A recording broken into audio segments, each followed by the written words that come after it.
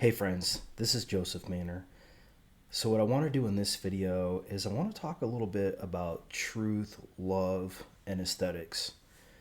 I know I've mentioned this in some of my earlier videos, but I have some practical exposure to these things now that I think, it kind of makes a little bit more sense, a little bit more grounding here. We hear truth, love, beauty, and it's hard to even understand what these mean. So you have truth, which could contain facts, it could contain spiritual beliefs that you have, it could contain, any kind of stance that you take. And then you have love, which includes how you treat relations, how you treat people, how you treat yourself, even. And then you have aesthetics or beauty, which is how you create, how others create, how creation functions. And as we break these into these parts, some people will say, and I give them credit for this, that, oh no, it's an arobos or arabos. I don't know how to pronounce that, but like they're all the one and the same thing. Well, I mean, yes and no, right? It just depends on what you're focused on. I mean, to say beauty is the same thing as ethics, maybe not, right? I mean, if you think ethics is the same thing as truth, maybe not there too. Why? Because ethics involves relation. It involves holding relation. Well, actually, let's step back a little bit. Let's talk about the difference between ethics and love. So ethics is kind of a part of love. So love is about holding relation, right? Holding relation. Ethics is about right and wrong with regard to how you treat people. So ethics has a little bit more of a kind of a practical stance. Love is a little bit more metaphysical.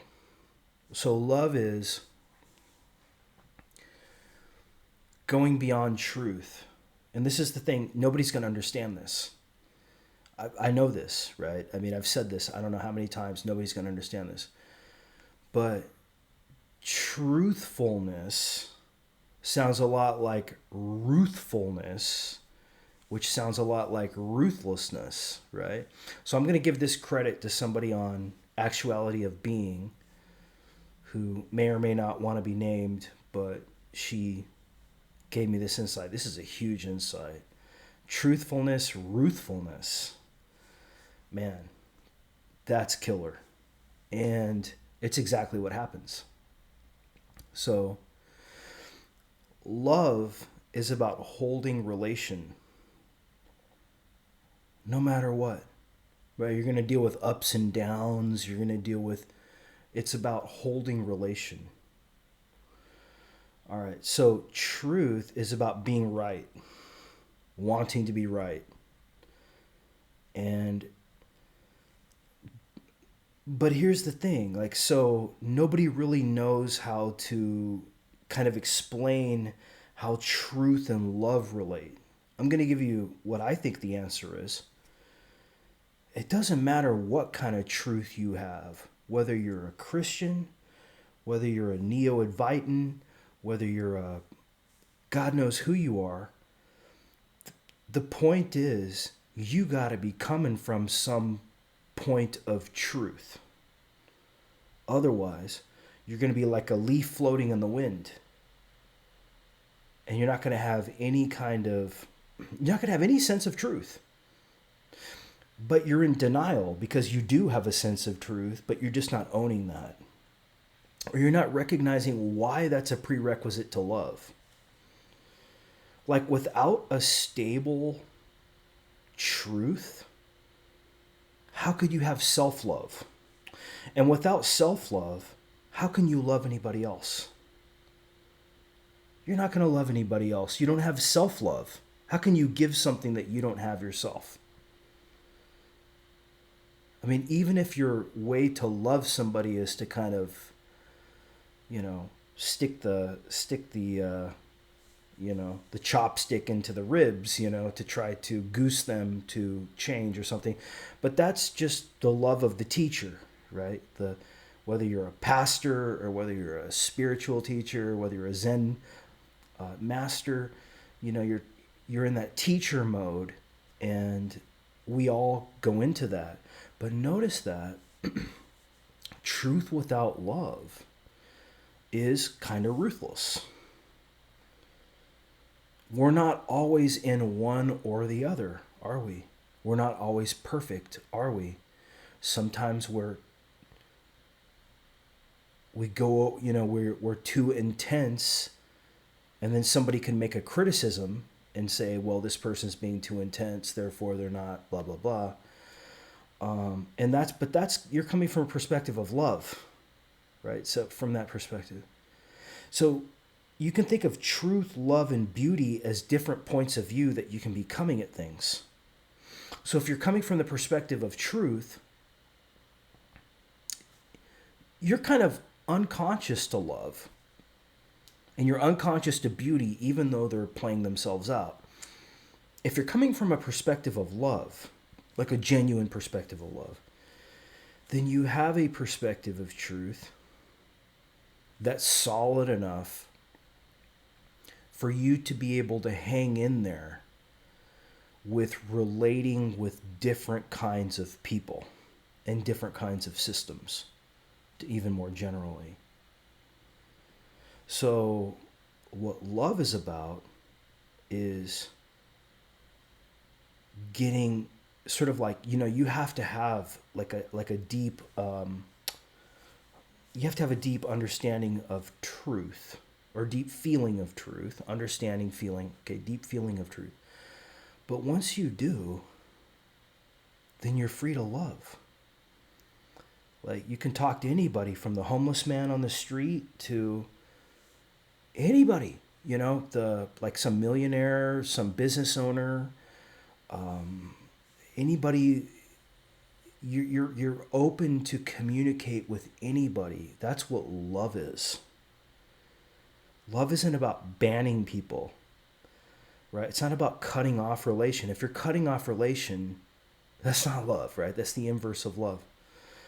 But the reason why people cut off relation is because they're stuck in truth.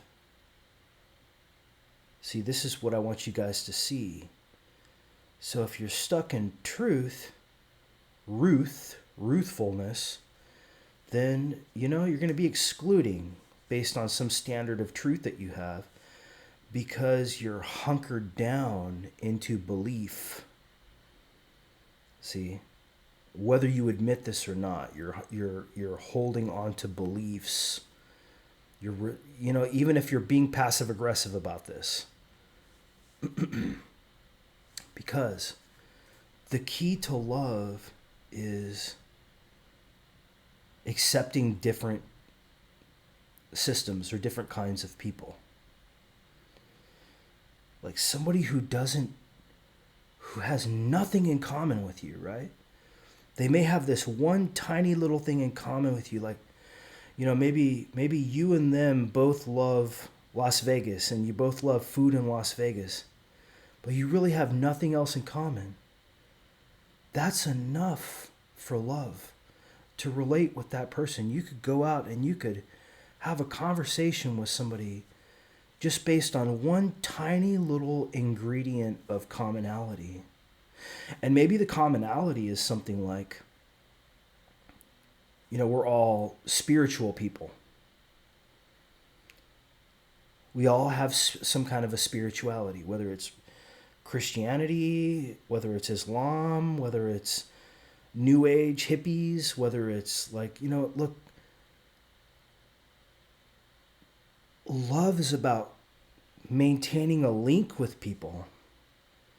Even if they disagree with you, even if they fight with you, you're still there, right? You don't go away unless somebody pushes you away, but then that shows their absence of love, because they're grounding themselves into truth, into ruthfulness, right? Truthfulness.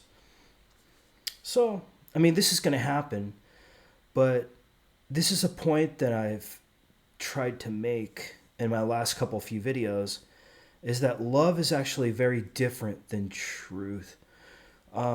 Truth is a prerequisite to love, though. Like, if you don't have a sense of spiritual truth, how could you really be abundant enough to maintain a relation with somebody who has treated you like absolute shit, right? I mean, you would go no contact with this person, right? I mean, you would kick them out, you would call them garbage, whatever, I mean, this is just like not. So, love is where I'm trying to do my work. You guys wonder, some people have wondered, okay, Joseph, like, you're so much into self-help, like, what is it that you're working on in terms of self-help? Actually, what I'm working on is love. The truth thing, I'm kind of like seeing through and seeing how truth has pros and cons to it. And those of you guys who follow me, you're seeing this. I know you are. I mean, I follow everything that's going on, online in the communities that I'm in. So I know what people have had to say about everything that I've said, and it just, that's doing the work. I appreciate your feedback. However, what you got to realize about love requires truth as a prerequisite, but love transcends truth. Love is about maintaining a relation with things that are here, things that are in reality, not trying to deny things that are in reality, and trying to work with things that are in reality instead of working against them. And your ego isn't always going to do this, because sometimes you're going to be in truth. You're not going to be in love, right? And sometimes it's appropriate to be in truth too. Like there's no, I'm not making any value judgment as to like, what's appropriate, what's not appropriate. It's just going to be the way it is. That's what karma is. Ultimately, that's what karma is. Whatever plays itself out is reality. Don't expect like respect to come to you for no reason. You're not going to be glorified by anybody. But deep inside of yourself, you have to have a sense of spiritual truth and a sense of spiritual love. Because you're going to go through the ringer in life. And even though you're going to go through the ringer, you still want to be able to love. You still want to be able to maintain connection, maintain relationship. That's what love is. All these people that you're fighting with, these are people that are in your orbit. These are people that are in your life. They may have an opinion about you. You may have an opinion about them. But ultimately, you all love each other, or else there would be no connection there. I mean, this sounds kind of mystical, right? It sounds mystical. I get that. It might be. But I feel like, the people in your life, and you may take a truth perspective and say, well, there are no people. There is no body, there is no mind, there is no, right? These, kind of neo-Advaita people say there is no. Look, okay, I've known all these people for years. And I see them for who they are. I'm not blindsided by their rhetoric at all. Although, dude, I admit, I engage in rhetoric too, just for fun. But this gets into beauty. So we'll talk about beauty. But beauty requires love. All right, but love has to come first. So what love means is that I love myself, and in addition, I want to maintain a relation with everything in reality, with every influence in reality.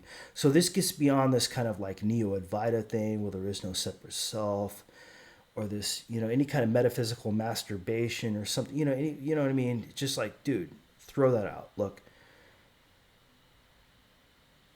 there's a reason why you are related to what you're related to. It's reality. And how you interpret this reality. See, this is where the truth people are going to get unsettled a little bit. Like, how you interpret this reality is an open question. Like, you're saying, oh, let's take the garbage out. Let's ban somebody's voice. Let's alter somebody's voice. Let's make somebody look stupid. And that's not the only way that you can fuck with somebody. Like, you can fuck with somebody too, like by, just like harassing them or bullying them, or, putting them under a microscope even. Like, putting somebody under a microscope is a truth mentality too. And this is why I don't exempt myself from any of this. I see this in myself, in the way that Joseph Maynard like shows up in the world, right? In terms of a truth perspective. Sometimes I get into the truth mode, and that's not bad either, but it can look bad, and other people can look bad too when they're in that truth mode. But part of my conscious creation is to try to spread a message that there is something beyond this, that I think it may not be like, the good news or Jesus, that could be your thing. And I wouldn't do anything to take that away from you, actually. Like, I would say, good for you. The fact that you have a spirituality already, right, is important. That's truth. But what love is about finding a way to relate with other people, finding a way to relate with other systems. So this involves a certain amount of tolerance, humor. Humor is key. Humor is key. Putting the other person in a good frame. Now, this isn't manipulative necessarily. This just is a feature of love. Like, so for example, if you want to laugh with somebody, you have to create the conditions for that, or you have to participate in the play, the interplay of that. So humor does have something to do with love. But humor goes deeper than love. And we'll talk about aesthetics. Humor goes deeper than love, but like, it's really hard to maintain. And, you can make fun of this too. You can say, well, this is all about us like behaving like animals. They just want to laugh. Like, oh, the way to appease somebody is to, sort of placate, what you think they are and how they relate with other people. Like, oh, just because you see a girl with a dog, you assume that the girl behaves like a dog. I mean, that's not right. Love is not judgmental. This is the thing. And it's not even like, the thing that really like surprises me is people say, well, self-love is not important. Well, wait a minute, man. How could you authentically relate with everyone if you don't have any self-love? Doesn't make any sense. To me, it doesn't make any sense. Now, we can argue about semantics here, that's fine. But just that to me just doesn't make any sense. And also, the way to relate with somebody, to create fun or to create a sense of like entertainment where you're both, I don't know, like, I don't want to explain this. There's a link there, even though you may not be getting along. So love isn't about agreement. Again, that's truth. Love is not about agreement. You and I may not agree about anything, but the fact that we could sit in a cafe together and enjoy like a something, you got to find something in common, right? So this is why truth is important, but also,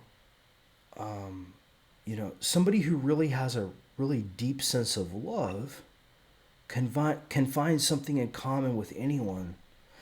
Maybe like a homeless person, like a homeless schizophrenic person on the street, or a lawyer, right? Or somebody in jail, or somebody on an online forum, or somebody who, I mean, the thing is that though, I will say this, love does not mean peace necessarily, right? Fighting occurs in love too. This is why truth comes before love. Fighting occurs in love. Love is not about like there's no more fighting. I mean, that's total BS. It's total BS. No, like fighting is the part of the creation. So now we're going to move from love into beauty or aesthetics. So the problem with love is that do what you will, love isn't enough. Like, creation is deeper than love. Even conscious creation can sound like truth or love, but actually conscious creation goes deeper than truth and love. Conscious creation is accepting everything that's occurring.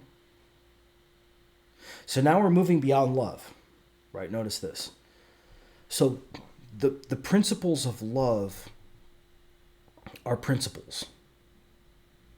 They're stances, just like truth. But creation goes beyond this.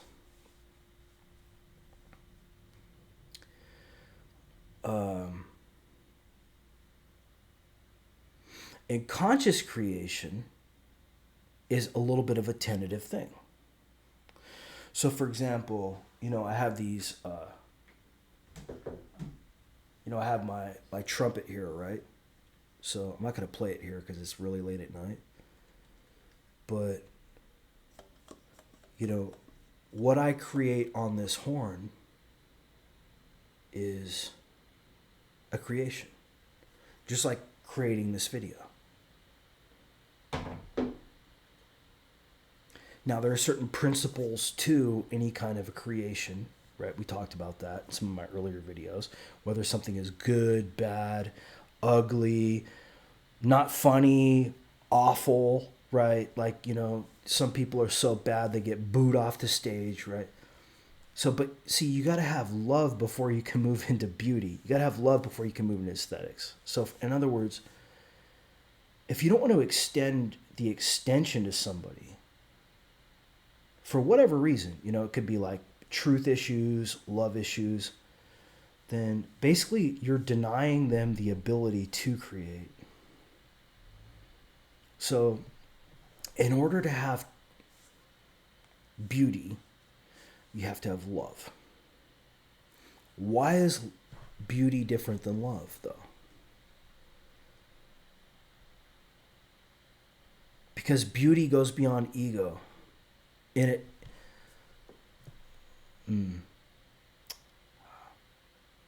like, there's still some ego and beauty though too, right?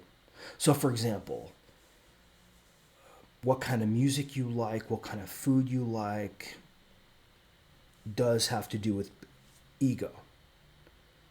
However, one of the one of the cool things about beauty is that it can bring people together in a way that even love is limited to and truth is limited to. In other words, like, everybody loves good food. Good Everybody loves uh, feeling good spiritually or feeling good in their life. And these are areas for creation that go beyond love and they go beyond truth. In other words, um, poetry, for example, or music composition, or cooking, or um, comedy, even banter, social banter, relationships with people. They go beyond that. Like, they go into like comedy routines, right? So, like, you know, this is where you go beyond love. You go into full creation mode. And this gets laughed at. A lot of people laugh at this, or they want to deny somebody's ability to move into this. I'm going to defend this right now, and I'm going to say anybody who's moved into this, they get my respect. In other words, once you realize that you have truth, you have love, and you can move into beauty or aesthetics or artistic creation, then it's not about like trying to control reality as much as it is about playing with reality. This concept of play, which I know some of you have realized. And I'm actually really happy that you have. Because this is kind of the message that I've been trying to draw. But, it's just me doing this, you know what I mean? I mean, I have a sense to create this, but some of you have really realized that play is important. But here's the message that I want to give to you, right? Just as a caveat to that.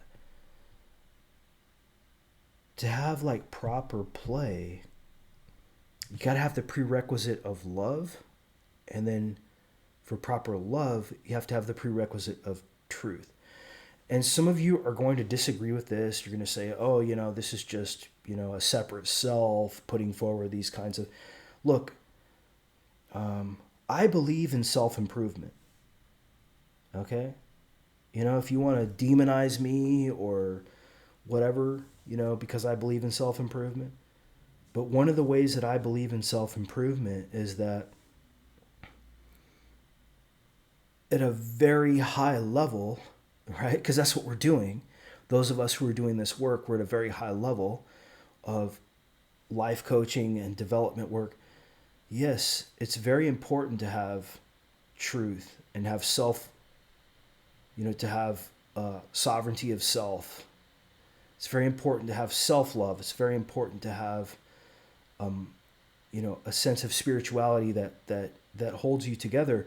But then I also think it's important to relate to as many people as you can possibly relate with too. That's what love is.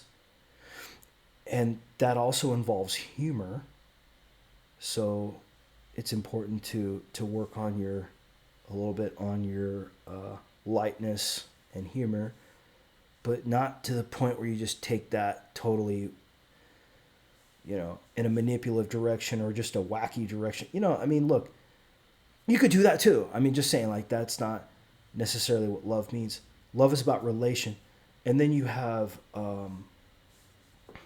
you have aesthetics, or you have taste, or you have beauty. So this is about, yeah, we can all enjoy chicken fried steak, or we can all enjoy listening to, Johnny Cash, maybe. Or we can all enjoy, and not everybody's going to enjoy chicken fried steak. There's going to be people who are vegans who are going to be like, oh, this is awful, blah, blah, blah. We can all enjoy watching a movie together.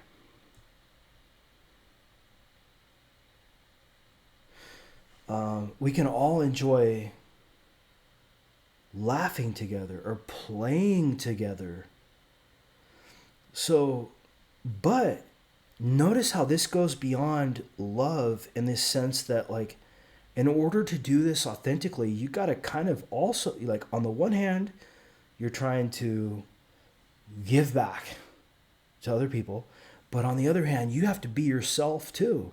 This is not about manipulation. Like, the best kind of comedy is authentic. It's not about somebody trying to be funny. It just comes out. And if it's not, like, if somebody's trying to be funny in a neurotic way where there's nothing funny, then that shows that they have some kind of a issue with truth or an issue with love. So the humor serves the relation, and it serves creation at a higher level. Okay, friends? Hopefully this was a good video. I'll talk to you in a week. Take care.